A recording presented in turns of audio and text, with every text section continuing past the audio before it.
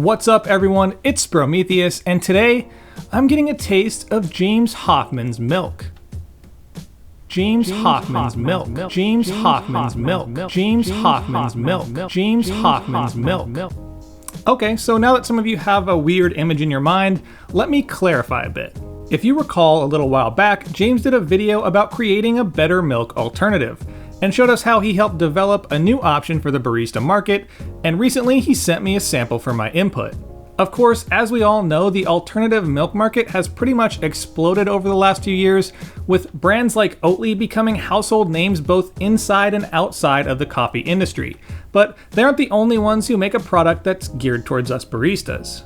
If you've been around the channel for a while and weren't totally distracted by my roguish good looks and boyish charms, you've probably likely heard me say I'm not a big fan of milk alternatives. I have nothing against them, I want to like them, I really do. But they've all in one way or another just missed the mark when up against good old-fashioned whole milk. I think James actually described the appeal of dairy very well in his video about creating his own alternative. A lot of people enjoy that combination of coffee's flavor, softened by milk, sweetened by milk, enriched by milk. He basically hit on every point as to why alternatives have just always fallen short for me. Some soften, some sweeten, and some enrich. But never have they pulled off the trifecta. In my experience, they tend to alter coffee's flavor in a way that either increases sourness or overpowers its nuance with notes of almond, oat, or whatever. Others can be a struggle to texture and pour, which results in a thin and somewhat watery drink that honestly isn't great when you expect the foamy reception of a cappuccino. So now, James Hoffmann, along with Myracle Kitchens, has entered the fray with their own alternative milk that's aimed at fixing those issues. But before I get into that, a quick word from this video's sponsor, Standart Magazine. Standart's mission is to connect the world through a love of coffee, and they accomplish that by bringing it directly to your fingertips. In an increasingly digital world, Standart sees the value of a real tangible product you can touch. Each issue from cover to cover is a labor of love. The text, photographs, and illustrations are designed to interest, intrigue, and entertain everyone, coffee person or not. Each issue also comes with a sample of coffee from some of the world's best roasters, and satisfaction is guaranteed, so what do you got to lose? They also just dropped a fresh issue, so hit the Standart link in the description or head to standartmag.com/Sprometheus, use code Sprometheus at checkout to snag your subscription with free shipping directly to your door nearly anywhere in the world and help support the channel. Taste, of course, is the big one, and Rebel Kitchens makes a pretty bold claim in their marketing that it tastes just like milk. Well, that is an easy one to test. And it may or may not come as a surprise, but it doesn't taste like milk. It doesn't even look like milk, and it doesn't take Napoleon Dynamite to tell the difference. This tastes like the cow got into an onion patch. Correct. Yes. To me, its most prominent flavor is coconut, with a bit of a faint oat in the finish. As you'd expect, because these flavors in the milk itself, it does carry over into your coffee, and in some cases it blends well, and in other cases it clashes. Steaming, texturing, foaming, or whatever you want to call it, has always been one of the most difficult things as a barista to master and do consistently, and when you bring alternative milks into the picture, it gets exponentially more difficult. The ideal blend of fats and sugars is hard to get right when it comes to alternatives. And in a lot of cases, it just doesn't work all that well, and requires little tricks and tips to get it to hold together and create not only a cohesive texture, but also flowy enough to allow for proper latte art. This is where Myracle Milk is a cut above. It steams and textures very close to whole milk, and without changing my technique, I got that smooth, wet paint-like texture that baristas aim for. It also pours really well, and I challenge you to tell the difference between these pours. A or B, which is Myracle Milk and which is dairy.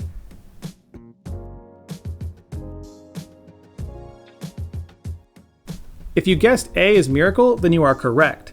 And as you can see, it's controllable, capable of fine lines, and creates some great contrast. You can also pull off more complicated pours without much fuss, as you don't have to relearn the pouring dynamics.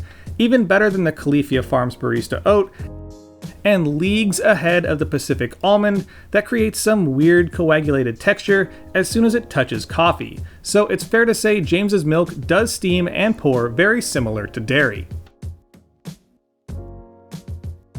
Mouthfeel is one of those coffee terms we use a lot, but it's also kind of hard to define because we all sort of experience it just a little bit differently.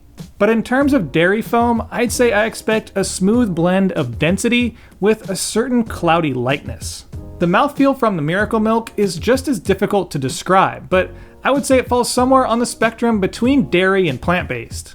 When it's freshly steamed and poured, it has the density and fluffiness, but even though it breaks down slower over time than dairy, it ages in a way that's very similar to other plant-based alternatives, and its creaminess gives way to a bit more of a watery foam. Overall, and in terms of what's on the market for alternative milks, I would say this one sits on the upper echelons with some heavy hitters. And it edges some out with its organic and non-GMO certifications, but loses a little ground not being gluten-free. I think my biggest qualm with this product is actually in its marketing. And I think that's where a lot of brands fall into a trap. Like it's God's gift to coffee lovers. To a certain extent, I get it. To compete in a market that's already pretty saturated, you have to use some hyperbolic terms. But to say it tastes like dairy or even a little bit like milk, if not somewhat misleading, it's actually a little bit insulting to my intelligence. Don't get me wrong, I respect James and Myracle Kitchens for what they do, and I feel honored that they would ask me to try out their product and provide them with some feedback, but I just wish it was promoted and marketed in a more realistic way. But with that said, I think it's time I wrap this one up. Let me know your thoughts on alternative milks. If you've had the chance to try James Hoffmann's, I would love to hear your impressions on it because this review is one man's opinion. And of course, any other questions, comments, or concerns, drop them in the comment section down below. And of course, I'll see y'all next week. James Hoffmann's Mylk. James Hoffmann's Mylk. James Hoffmann's Mylk. James Hoffmann's Mylk. And of course, a big thank you to my June Patreons, Ads, Jacob P, Christopher, Squeegee, Rowe, Brian, Lisa, Andre, Sean, Noel, Spookus, Samantha, Claire, Stephen, Alexis, Bound Coffee, James K, Josh Horrison, Corey C. Curry, Jeff Froth, Joey N, Thomas B, UK Espresso, Tim, Jason C, Jerry, Matt Ray, Home Barista Coach, Gumby, Zachary V, Robert Underdunk, Jeffrey R, BJK Cafe, Daniel P, Mike B, Brian M, Brandon B, Tyler M, Barista Michael, Sebastian, Matthew C, JRC, Absolute, Stephen G, Jose, Lauren, Keefe, and Stephen A. And of course, a big thank you to the Barista and Barback tiers. If you want any information on my Patreon, there's a link in the description and in the upper right hand corner right now. And of course, a big thank you to you for watching. Don't forget to like, share, and subscribe. Hit that little bell for notifications of new videos posted every Friday. Follow my Instagram at Sprometheus for content throughout the week, my blog at Sprometheus.com, my coffee at littlegiant.coffee, and as always, stay caffeinated. Ponyboy.